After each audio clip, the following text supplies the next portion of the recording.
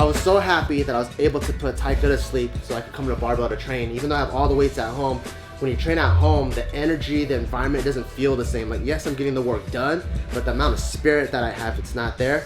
And on the weekends, it's kind of give or take. Sometimes Taika likes to sleep in, and sometimes he likes to be awake at 7 a.m. And if he's awake, then I gotta train at home. But good thing today, as soon as I fed him, he knocked the hell out, and I was like, all right, cool.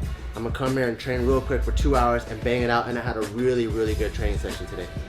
So coming into the workout today, it was really important for me to hit my bench numbers. I am on a meet prep while I'm on a cut. So because of trying to juggle 2 goals, I gotta be that much more on top of the programming, as well as the nutrition, as well as the sleep and the recovery. So anytime I get past 315 on the bench, I don't come into the gym with the biggest amount of confidence, because that is getting close to like 80, 85, 90%. And I'm like, oh shit, am I gonna hit it? Is it gonna be smooth? And you always want your reps to be smooth. So today, what was on the plate was 330 pounds. And I'm training with the power bar, and I'm training with kilo plates. So that just adds to the difficulty of the entire workout. If you guys have never trained with kilo plates before, because all the weight is more towards the center, it feels really, really heavy, and one wrong mistake or misgroove can really throw you off. You got a really good warm up in. I moved up in kilo plates. This is where like the bro comes in. I'm so used to counting in 25s and 45s that when I'm doing the kilo plates, I don't even know what I'm doing. I just start throwing weight out there until it seems like it's about right. So when you throw 1 red on each side, I don't even know how much that is. It's probably like 150 or something like that. And then I throw on 2 reds, and that's an immediate jump to 265. And then I think my last warm up before my main set, it was 308. It moved pretty good. So then came 330, which I have to hit for a set of 3. And it went pretty good. I would say it's probably like an RPE 8.5, 9. And I had to do 1 more set, and I paused longer. I was a little bit more controlled, and that set was actually better. So note to myself, don't rush the workout. There's so many times where like that weight is so daunting that you just want to kind of blast up and put it down, blast up and put it down. But that actually gives you a higher chance of misgrooving and having a worse set. So there's things that you can just learn from yourself from watching videos, and that's what I like to do. And I did a back off set with 297 for a set of 3, and that felt really good. So once I got that main bench out of the way, everything else is mainly pretty much just accessories. So I got the main bench out of the way, felt really good. I moved on to a trap bar. I don't know how much the trap bar weighs, so I only calculate the weight on the side, and today was bar plus 240 pounds. One of the reasons why I'm including trap bar is because when I injured my hamstring a few months ago, I couldn't deadlift conventional or sumo anymore. So I started using the trap bar to have more of a quad emphasis. And when my hamstring healed, it had a huge carryover. I pulled 495 for 3 at like a RPE 7. So I'm like, oh shit.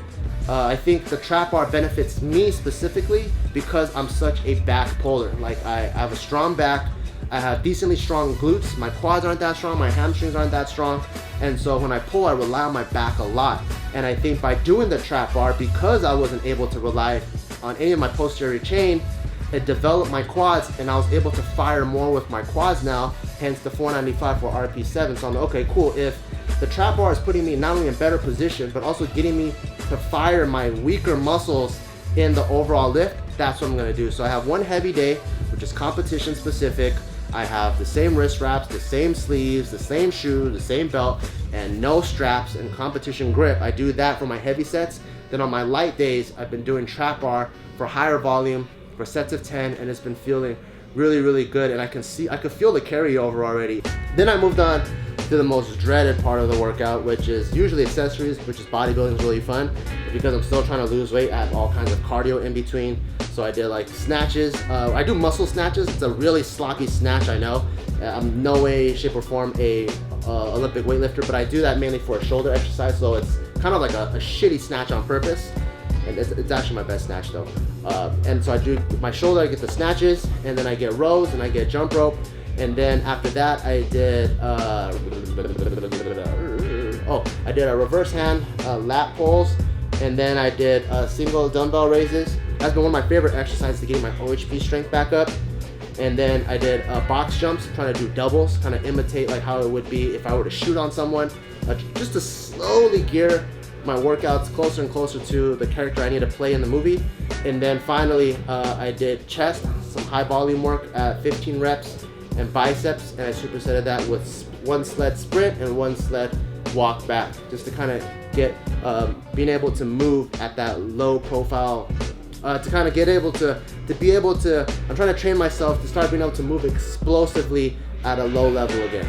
Something I really stay on top of, because I have so many goals in mind. I want to do well at the meet, I want to cut weight, I want to prepare for my role in the movie, is I always try to train as close to meet conditions as possible. So all of my bench and squat and deadlift work has been with kilo plates. Even when I'm doing the trap bar, because the kilo plate has such a snug fit on the ends of the trap bar, it actually has no slack compared to a 45 bar. So as much as possible, I've been trying to use kilo plates, the competition bars, competition collars, everything. I'm just trying to use competition everything, just so that when I am training for the meet, I am doing the best that I can and getting the best out of my training there, so that it allows me a little bit more wiggle room to kind of mess around and do the other things. Thank you guys so much for supporting us during this launch. We did really, really well. This is actually one of my favorite pieces. This is the Seraph Blue hoodie. So make sure you can go get this. I really like this because it adds a different touch to our complete lineup. It's kind of classier. It has more of this street look and vibe, and it's really, really clean. And also we have our signature reflective label. And underneath here, we just restocked these bad boys. This is the old school classics, the white logo on heather gray tee. So make sure you go check those out at barbellbrigade.com. Meow. You thought I was gonna say peace.